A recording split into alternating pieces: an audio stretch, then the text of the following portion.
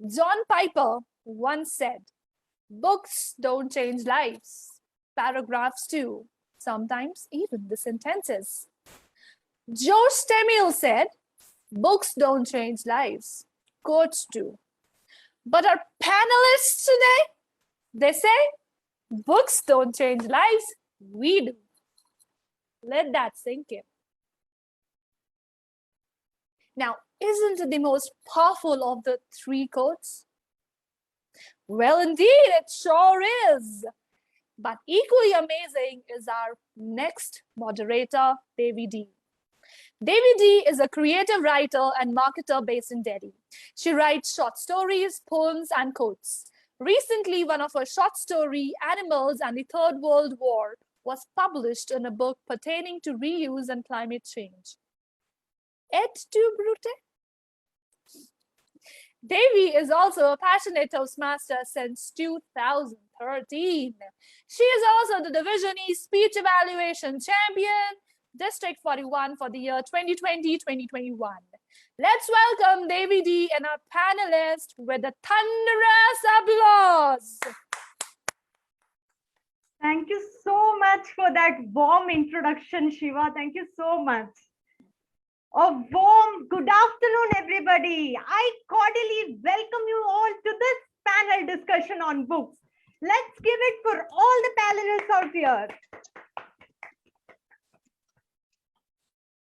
I'm sure most of you here read books. Some of us love to read self-help books, while some others love crime fiction, just like how I do. I can go on reading the crime fiction book throughout the night and yet not fall asleep. Some others like romance books, some others like mythological books.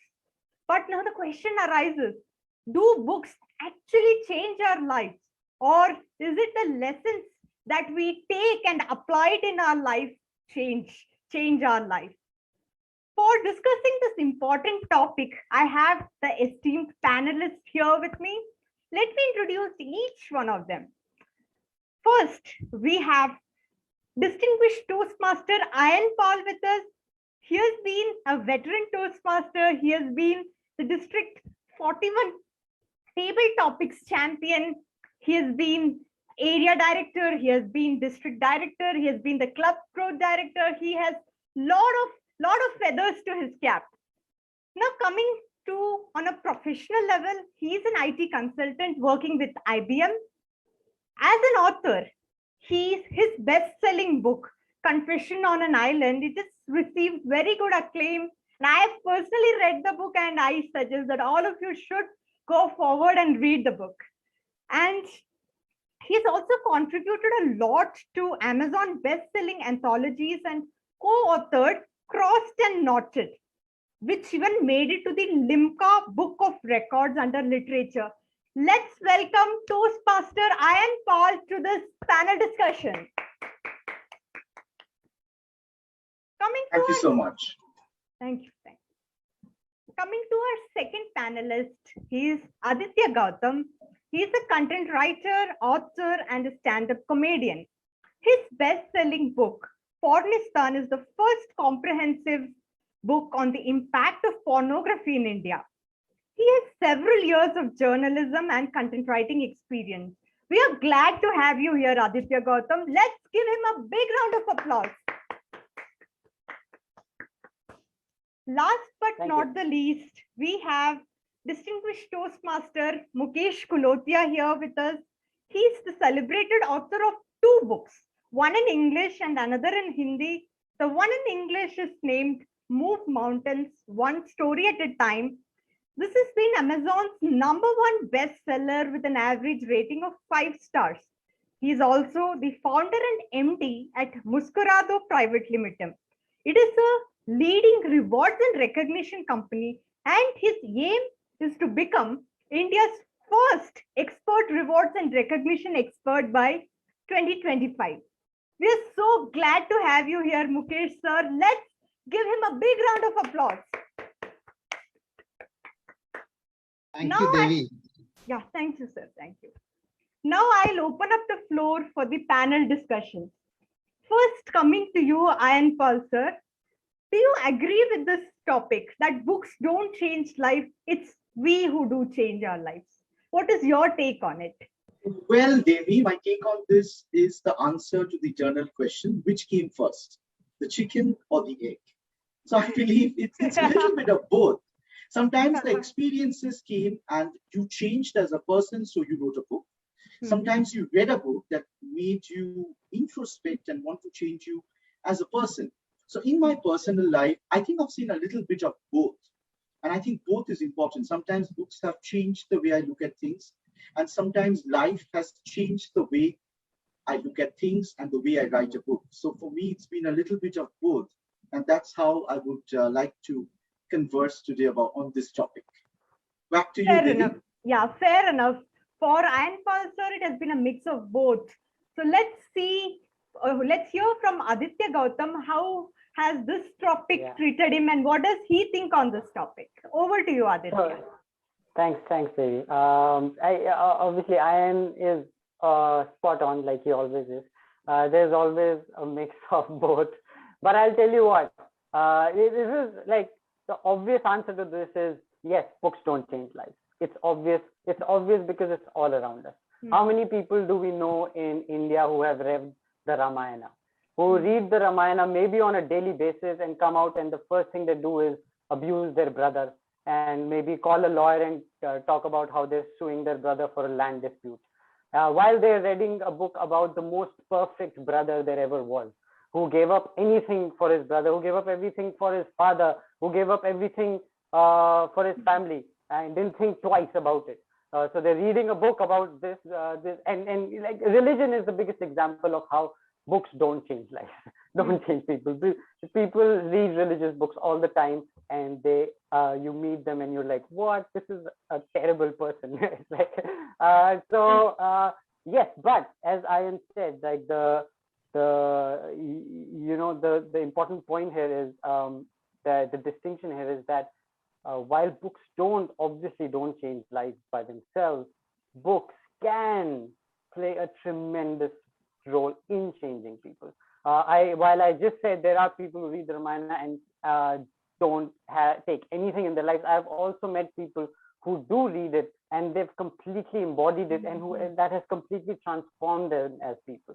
So it goes both ways, but on an average, you'll meet more people who've read great books and haven't implemented them at all. It's a very rare thing to meet people who've read them and actually implemented them. Yeah. Thank you so much, Aditya. Yeah, Aditya, as he mentioned, we can take positive learnings or we can take a negative aspect from the book. It's how you apply the lessons that matters a lot. Thanks for putting across that point.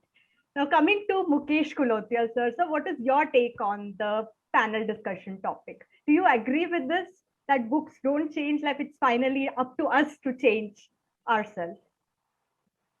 Sure. See, when you look at great lives, be it anybody in any field, anywhere in the world, you'll find that those lives were somehow, in one way or the other, were impacted with great thoughts. And the great thoughts can come from anywhere, but books are one major medium of those thoughts. So ultimately, changing someone's lives is the self-responsibility. However, the ideas play a big role. And books are actually the medium, the carriers of those great ideas. But yes, somehow I will agree with you that the execution makes all the difference. But then to execute, you need to have something, some idea. And those ideas are actually found in books. So at times an idea can change the life if you execute it very well. And more you read, more you know, more ideas you get. And that's the reason many successful people like maybe Bill Gates or Warren Buffett and those people, they are voracious readers. In fact, that I think that was the reference that Ratan Tata said, that all great leaders are great readers. So somehow yes, somehow no. I agree and I don't agree. Both are my responses. You can change your life if you find good ideas in the books, and of course, if you execute those ideas in your life. Thank you, Mukesh sir. As he mentioned, an idea can change your life. If you can spot that right idea in the book and implement it, yes, definitely your life will get changed. So we have started off with the basic question. Now I'll come to specific questions on book reading and book reading habits.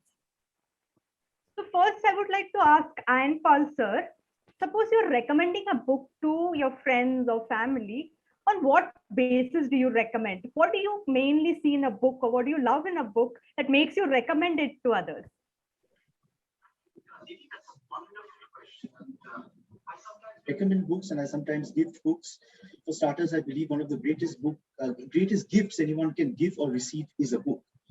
Now, what kind of books are we going to really recommend people? It is going to be completely dependent on what kind of person he or she is, the age of the person, the aspirations of the person. For example, I might recommend a book on leadership to someone who wants to be a leader. I might just recommend a terrific thriller novel I read to someone I know loves thrillers. Recently, I had the opportunity of gifting 3 books to someone who has worked very closely with me in Toastmasters last year. One of the books that I gifted him was my book, my novel, Confessions on an Island, because he wanted it. He wanted an autographed copy of the book. And I think that happens to all of us. Sometimes we just want to read our book. That's the one book I gave him.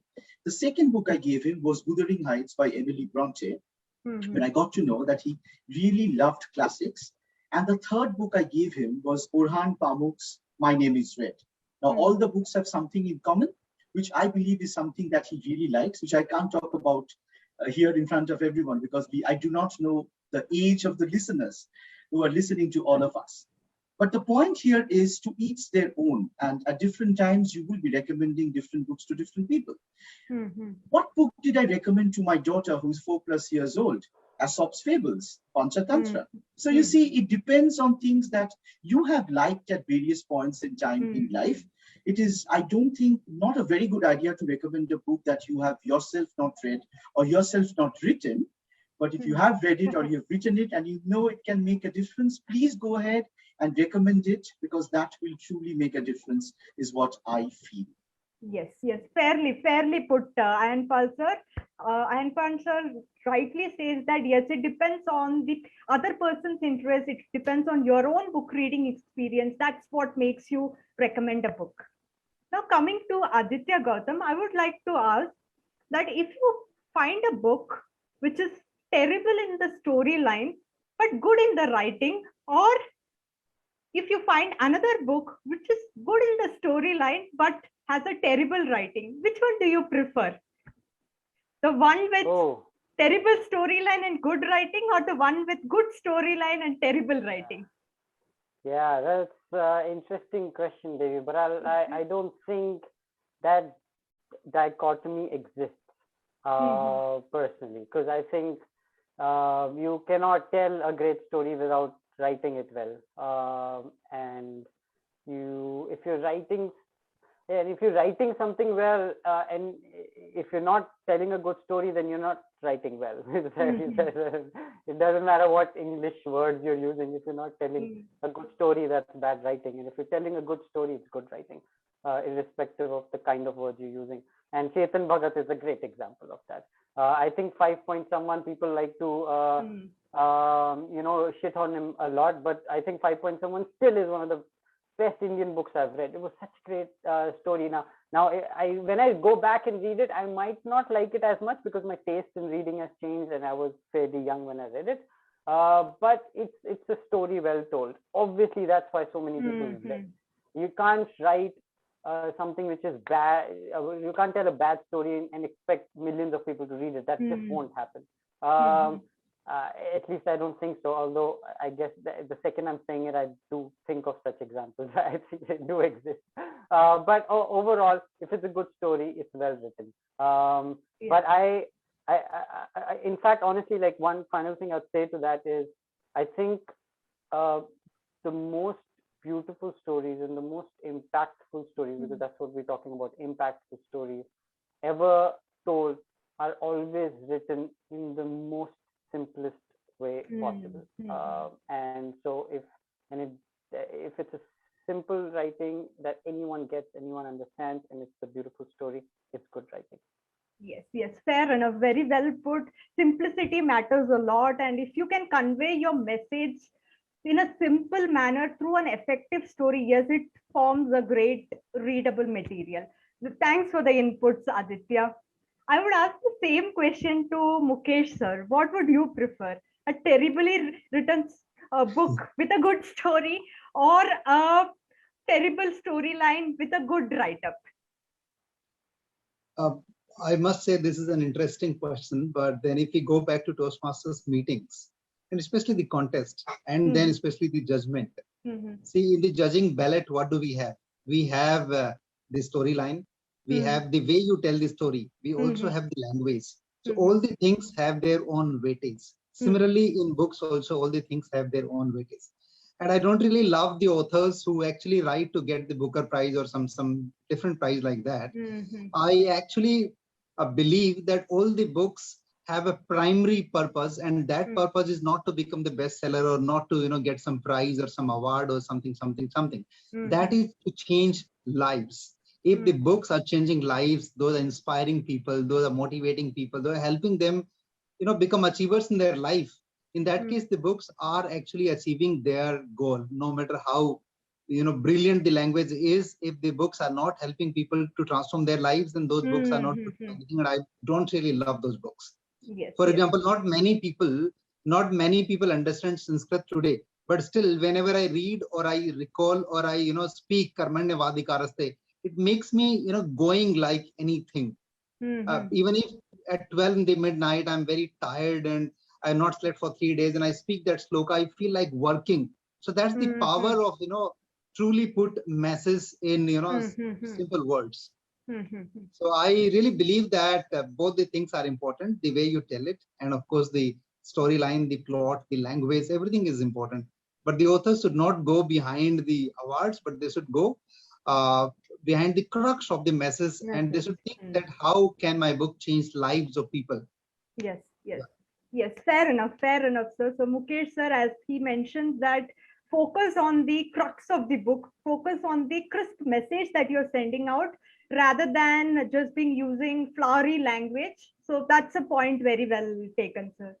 Now again, coming back to Ayan Pal sir, suppose a person is just starting out with his reading habit, he's just forming a reading habit. Should he stick to just one genre, his favorite genre, or is it a good habit to explore different genres? I think that question can be best answered by the person who is writing. It is very similar to a person who takes up cooking. So when you take up cooking and you're trying to cook for the first time, would you first attempt a completely unknown dish, or a dish you have seen someone prepare, or a dish you like yourself? The answer is we will start off with what we know. So the same thing happens with writers. We start off writing what we know or what we have read, and we initially start recreating those words. And then along the way, you find out what you do better. So you might have been in a household where biryani is prepared, and you might end up preparing gravy chow mein because you picked it up somewhere and everyone said, wow, that's amazing. Or you might just bake the best pizzas. I kind of do both. So that example is very apt for me. In a similar manner, when I started writing, I wrote different kinds of books, different genres. I have attempted mythology, I have attempted fantasy, I have attempted thrillers, I have attempted a contemporary fiction. I've attempted a book along with Aditya, which is on erotica, as they say. So I've attempted different kinds of writing because I like reading different kinds of books. But that having been said, it is very, very important to find out what kind of voice you want to be. For example, do you want to be known as a self-help author? Arundhati Roy, for example, is someone who is known for her fiction. She's also known for her essays, but she's probably more celebrated as the author of God of Small Things and the Ministry of Utmost Happiness. Two fiction novels, which one won a Booker, the second was nominated. Now the question is, you have to decide for yourself what kind of author do you want to be. Even a J.K. Rowling had to write under a pseudonym to escape from the kind of reader she would have attracted had they known that J.K. Rowling was writing that book, and she came up with a completely different book. Now, J.K. Rowling probably had the liberty to do so. Do all of us have that liberty? Would you end up wanting to be known for something that you're not probably comfortable in? Are we setting up traps for ourselves as writers by just writing one kind of book? Well, that is for readers to decide. That is for writers to decide. Mhm. As far as I am concerned, I've dabbled in different kinds of genres, but I know very well what kind of genre I want to be best known for. I know it, but maybe it's time to let the world know it too, and probably it'll happen over the next few years. That's all I have to say to answer your question, Devi. Yeah, Thank very you. well put, very well put. Thanks for your input, sir. I would ask the same question to Aditya Gautam. For a reader who is just beginning to experiment with genres, so is it okay if he just starts off with one genre or stick to it, or should he start off with many genres and finally pick up the one which he loves or enjoys Yeah. reading? Yeah, that's a good question. And again, Ayan's food analogy was excellent. It's probably best to, even for readers, although he was giving an analogy for writing, but of course for reading as well, you might want to start off with something. You will naturally start off with something that you've maybe seen your brother read or your mother read, and they've recommended it to you, and that's how you will obviously usually start reading. And it's a good way to start. But so I can tell you about my own journey with genres. What it has been is that in the beginning, I was literally just reading whatever my elder cousin brothers were reading, because I thought they were perfect, and everything they did, and everything, their clothes they wear, the music they listened to, and the books they were reading were the perfect thing to be listening to and reading. So I would just imitate them and read the books they were reading. Eventually, I read a lot of nonfiction. I love reading nonfiction even now, because there's just so much you can take from nonfiction. But then I started dabbling in some fiction and some a Lord of the Rings and fantasy fiction. And I read it, I was like, man, this is amazing.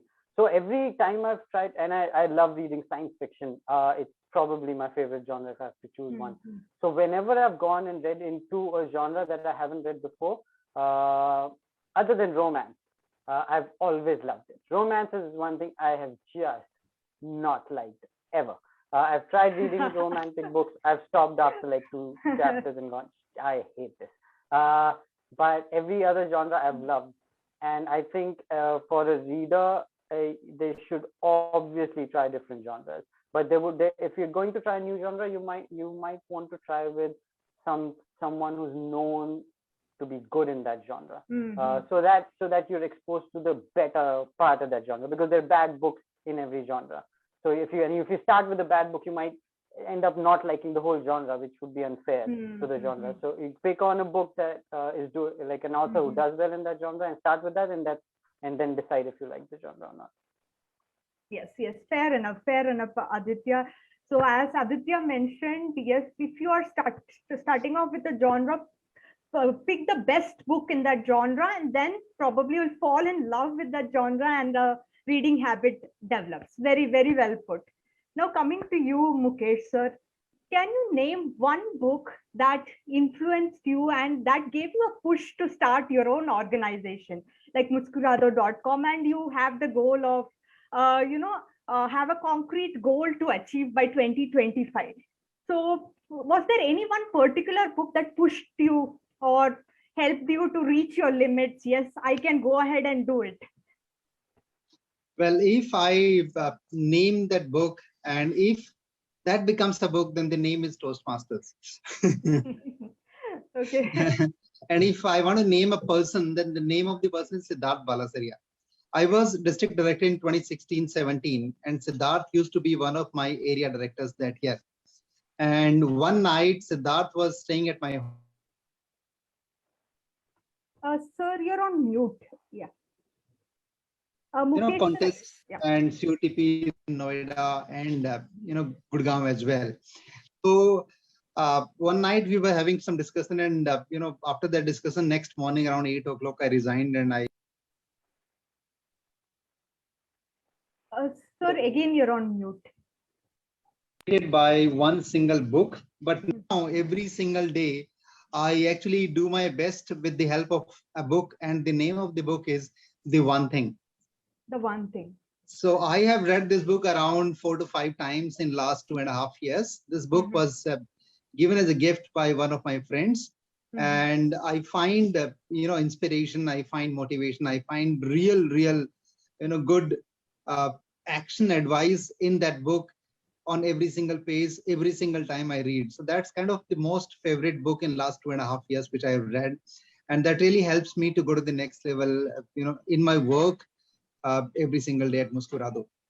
Just to sum up, starting Muskurado was inspired by Toastmasters. Quitting my earlier job was pushed by Siddharth Balasaria, one of my area directors at that time. And now every single day, if you are able to do very good job, then of course a lot of credit goes to a lot of books, but mainly I want to name one book, and that's the one thing. That's the one thing. Yes. Thanks for sharing that insight. So all of us can take a leaf out of Mukesh Kulothia sir's book and just go out there and read the one thing that has really influenced his life. Probably we too can learn some lessons from it. Now again, coming to you, Ayan Pal sir. So nowadays we see that children, they are mostly interested in digital devices and they have somehow lost touch with the reading habit. So how can we inculcate this reading habit in children from a very young age? So, in this digital era, it becomes very difficult for them to focus on something hard paper books. The more they'll be interested is to play some video games or just be online on social media websites. So how can we inculcate this good habit in children? They naturally tend to follow their parents, their elders. The only way you are going to make your child read, and if you feel reading is important, is to read yourself. If a child sees that his or her brother, sister, especially the elder ones, mother, father, grandfather, grandmother are constantly on the phone, constantly watching television, constantly discussing other people's lives, he or she is going to do the same exact thing. Yes. Now, it all depends on what kind of household you have, and I genuinely feel electronic devices should be restricted because this is the time, especially for growing up children, when imagination plays a very important part. I'm very happily wearing a t-shirt of Calvin and Hobbes, and I can't wait to introduce this particular series to my daughter, who's almost 5 years old at the moment. And the other day, just a few days before Father's Day, my daughter actually wrote a short story, which had about, I think, 16, 17 words. It went something like this. A good boy play a ball, a bad boy kill the good boy, the good boy went to God. And I was like stunned. I'm like, where this is coming from? It was also a little scary because this is like a murder mystery or something. And I posted it, and I think this was the greatest Father's Day gift that I could have got. I did not care about it being a video or a song, and some people might just love that. The point is, she looks at me probably being very interested in writing and is trying to emulate me. So if you want your children to be better at reading, you have to do it yourself. And reading is the key to success, believe me. And it can be reading a self-help book, it can be reading literature, all of that will come later. But you cannot even get into the education industry without being able to read. Everything starts off with reading. You can choose any profession later on, but we all have to read physics, chemistry, biology, you have to read English, you have to read grammar, you have to read those books of mathematics. It all starts with reading. And if you are going to surround yourself with people who do not like reading, God save you and God help you. But at the end of the day, something as simple as picking up the newspaper and reading it is going to send the right kind of signal to the young people in your family, irrespective of how they are related to you. So I think this is a moral responsibility and a social responsibility that we all have towards the next generation, that is show them that we truly enjoy reading. Don't fake it, and that will ensure that somewhere is able to make it. Thank you. Yes. Very, very well put, Ayan sir. We should lead the way. We should lead the young generation into cultivating that habit. That's a point very well taken. Over to you, Aditya. So I wanted to know, is there any definite age to cultivate the reading habit? Suppose a person hasn't read throughout his life. He's starting maybe at 40, 50 to read, and he wants to become a writer. Is it too late, or there's no age limit for cultivating this habit of reading? Yeah. Okay. Firstly, Ayan's answer is so spot on. I'm glad you didn't ask me that question again, because it's so true. You need to read yourself if you expect kids around you to read. And how is it ever too late? Is there an age to cultivate a reading habit? No, I'm like the biggest example. I wasn't a voracious reader when I was a kid. I would read a book here and there, but I wasn't into it. I got into reading in my mid-20s, which is fairly late. Can you get into reading even later? Of course. It's obviously, it'll get harder to get into reading now if you are not into it, because there are so many other distractions. And if you're not into, if you're a 30-year-old right now, and if you haven't ever read a book or never really read one, so obviously what you do in your free time is probably watch Netflix and watch a lot of video content. And hence, to change that brain's habit to start liking reading, which is a very slow process, and there is a lot of just nothing happening in a lot of times, and not every sentence is amazing and interesting, but you're reading and you're trying to understand something, and your brain is working slowly and making up thoughts. So to get into it is not going to be easy. So, but I have a lot of friends, unfortunately, who are in their 30s and who don't read. What I recommend there is, again, going back to your previous question, what I recommend trying to get them into reading, because I'm always trying to get people into reading, because as Ayan said, it's almost a social responsibility for us to read and get other people to read. It's just such an important process for your brain, when your brain slows down and really understands things when you're reading, versus when you're consuming it in video, it's all quick and everything is surface level. And so what I do is I figure out what kind of person they are, and then I recommend the best book in the genre that I think they would like. If there's someone who watches a lot of romantic movies, I suggest a romantic a book, a really nice one, like the most catchy, fun one that I can find, and maybe that will get them into reading. Same if someone is into science fiction, I get them like the best. What I actually might do is get them a short story collection. So that, again, it's just easier for the brain to stay focused for a few pages rather than a whole book. And that might start a process, and they might start then liking it, and then they might move on to reading a whole novel. So you got to take it slow. It's not easy. With all the distractions we have. Yes, very, very well put, Aditya. It's not late to start cultivating the habit, but you need to put that focused effort to cultivate that habit at a later stage of your life. But it's never too late. That's a very, very good point made. Coming to Mukesh Kulothia, sir, what I would like to ask is it possible for a person to read 2, 3 more than one book at a time, or is it advisable to read just one book in a flow and finish reading it, then focus on the other books, or side by side keep reading 3, 4 books? Will it add to the quality of reading? Like, what is your take based on personal experience? Sure. I feel that the kids from the very class KG to maybe post graduation, we are trained to read multiple books together. For example, if you say that in class 10th, you'll read mathematics for first 2 months and no other book, and then maybe English for next 2 months and no other book, and then maybe some other book, probably the student is not going to be a successful student. We need to know how to read multiple books in parallel.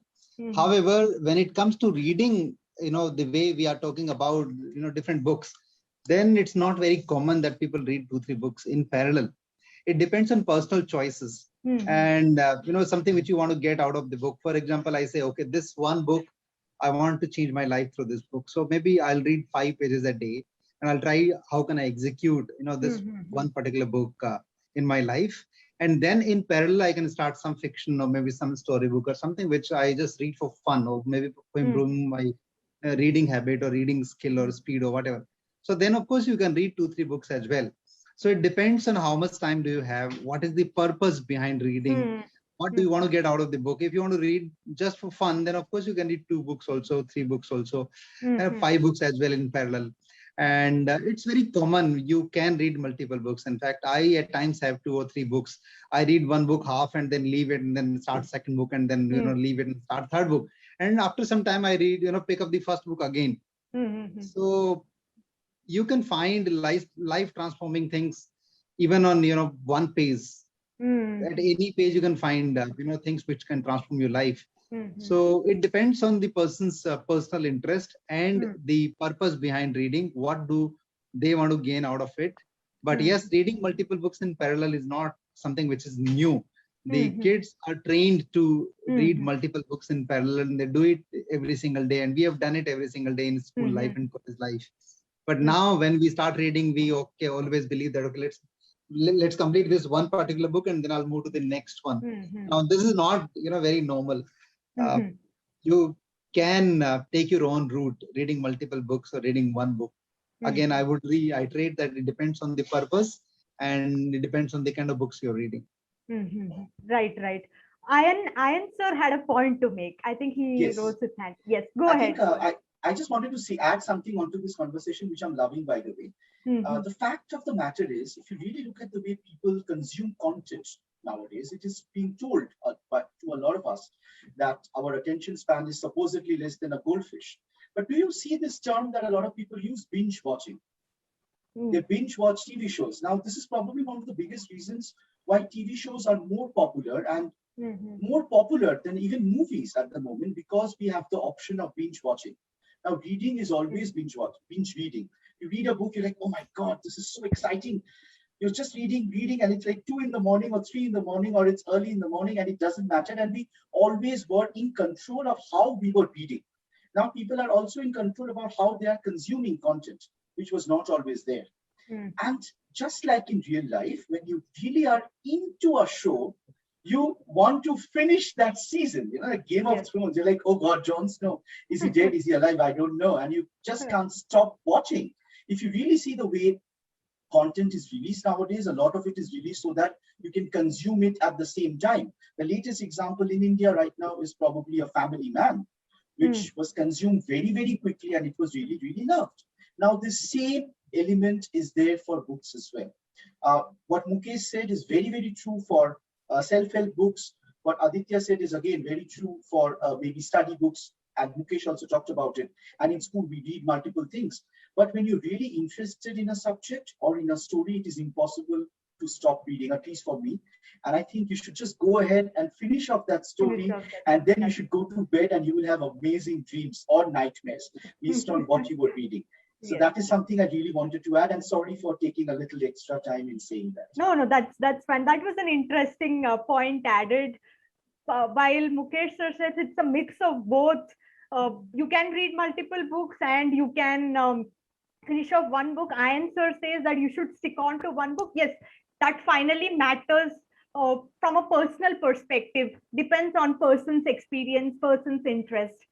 So now I would like to ask Ayan Pal sir one question.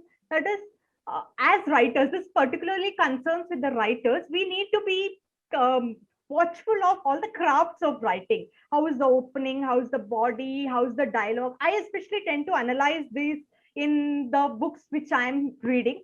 But I feel that slows down my reading process. I get into an analytical mode. I forget enjoying the book. So how to keep that balance between analysis and enjoying the book? Oh, well, what an interesting question, and something I believe we all have faced at some point in time in our lives. The answer is, if you're reading a book for enjoyment, just read it for enjoyment. The analysis can happen later on when you go back and you analyze why is that happening. For example, when you're very hungry, you're just interested in eating the food. When you're trying to be a chef or you're a sous chef, you have to also understand how the food is being prepared and take notes at all times. So I think life is going to be a mix of both. Sometimes it's about you enjoying it at that time, and sometimes it's about you going back there and analyzing how it happened. So I use a 6-step formula really, by which it works for me. The first step is knowledge, in which you consume and you just get the knowledge. The next step is comprehension. That book changes you. You comprehend what the book truly meant. Then comes application. You apply it in your lives, what you read in the book or you saw in a TV show for that matter, which came from a script that someone wrote. Okay, so every TV show also comes from a script.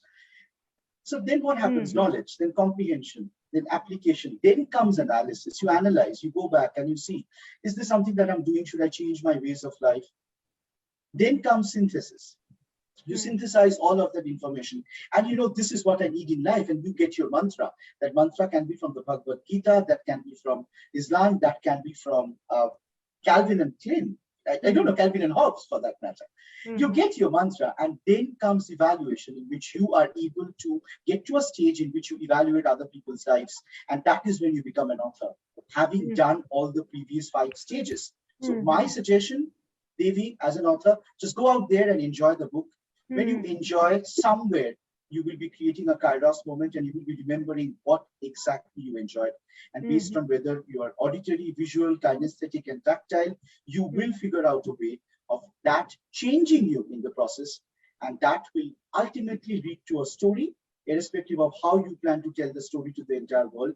That story will happen, provided you enjoyed that moment of reading a story. So my suggestion, just enjoy it. Yes, point very well taken. Aditya, would you like to add to these points of how to balance between analytical reading and enjoyment? Sure. Okay, so firstly, I'll just quickly add to the point we were we were discussing about reading and binge watching and the similarity between the two. Because my book is based on what is not similar between the two. How tube porn or visual porn is different from written porn. And I think one big difference between when you're binging a show on Netflix versus when you're binging a book is that you can switch off your brain and binge a show. That is what people do a lot of time. You cannot switch off your brain and binge a book. That doesn't happen. And that's why book reading is more important than watching, because your brain is active when you read. Anyway, so coming back to your point of reading and analyzing. So again, if you're, just to add to Ayan, is that if you are reading something for the first time and you are being able to analyze it, I think it's just not well written, because you should not be able to analyze it. You should be so lost in the story that you lose, even if you want to, because honestly, believe me, I've wanted to, I'm sure Ayan, as to all us writers, have wanted to analyze a book when we read it for the first time. But if it was a good book, we just couldn't. It was beyond our capacity, and the story just completely took over. So a good story won't let you analyze it, not when you're reading it for the first time. And that's why, just what I said, if you read a good book and if you want to become a writer, you have to start rereading books. You have to, in fact, I read a writing book which said you should be reading a good book 4 to 5 times, which would probably come down to what Ayan was saying, the number of times, but 4 to 5 times, and making notes and really trying to understand what is good, a good book, what are they doing which is making it a good book. But that's how many times you'll have to read it to really break it down. Because again, if it's a good story, even the second time would be hard to not get caught in the story. Yeah, that's what happened to me with the Salman Rushdie's book, which is that book which won the Bookers of Bookers, Salman Rushdie book. Children of Midnight. Children of Midnight. Children, Midnight Children. Man, I read it like 3 times trying to understand what he's doing, but it's such a brilliant book. Every time I just got lost in the story, and there was no analysis that happened. Yes, very, very, very well put, Aditya. So I will take these points, and surely I'm going to start rereading the books.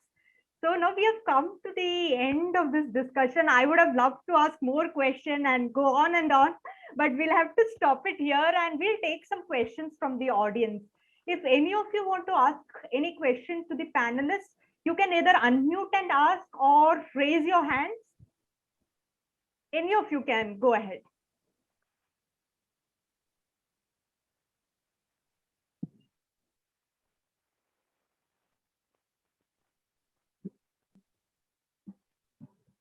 I think we don't have any questions from the audience. Maybe we can take it offline. Now it's time for me to wrap up the discussion. It was such a wonderful discussion here at the Phoenix Literature Festival. I came to know about a lot of snippets of reading, rereading the books, analyzing the books, and most importantly, we came to the answer for the panel discussion question that books do change life if we take the lessons in the right way. Even a page, even a quote can change people's life. So it was really wonderful hearing the views of all the panelists, and I would like to thank everyone, starting from Ayan Pal, Aditya Gautam, and Mukesh Kulothia for giving their valuable inputs and enlightening us with such wonderful suggestions. Would like to conduct more and more such discussions with all of you. Thank you all for coming and gracing this occasion. Let's give them all a big round of applause. Thanks a lot, Devi. You're a brilliant moderator. Thank you. Absolutely agree. That was so good. You're a professional and you must carry this more often. I mean, continue this and do this more often. So Thank you, sir. Thank you. With this, I would like to hand over the stage back to our MC of today, Shiva Sood. Over to you, Shiva. Thank you so much. Yes, in fact, they stole my words. The Toastmaster Devi D was so fluent. Now she makes me clear up my throat a bit and just re-energize the session because it's such a competition. All right, people. See, that's better Ben, right? This was such an amazing session, wasn't it? So gifted panelists, so gifted with wisdom, and yet so relatable.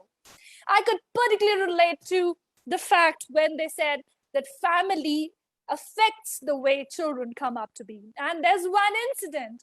So I've been here in my hometown in Kulu for past 1 year. And that's what made me participate in the ISC last year from my home. And in my speech, that was the last speech that I gave, was I love you. It was loving yourself. And what happened the other day, my sister, who was 13 years younger to me, she came up and we had an altercation about something. I don't remember right now. And I told her, like, this is not the way you behave. You're wrong here. You're wrong. And she blatantly told me that I'm right. I was like, that's not how it works. Okay. And she's like, you told me to love yourself. And now you're telling that, you're not right. I love myself. I know I'm right, regardless of what world tells me. I was like, no, sweetheart, this isn't the word. Doesn't work this way. You have to be mature enough. But no, she would not pay heed to me. So now that's a takeaway that I have, that you have to have very strong content to portray your message in the right way, not only a message, but message in the right content. Otherwise, you may sway away like my sister.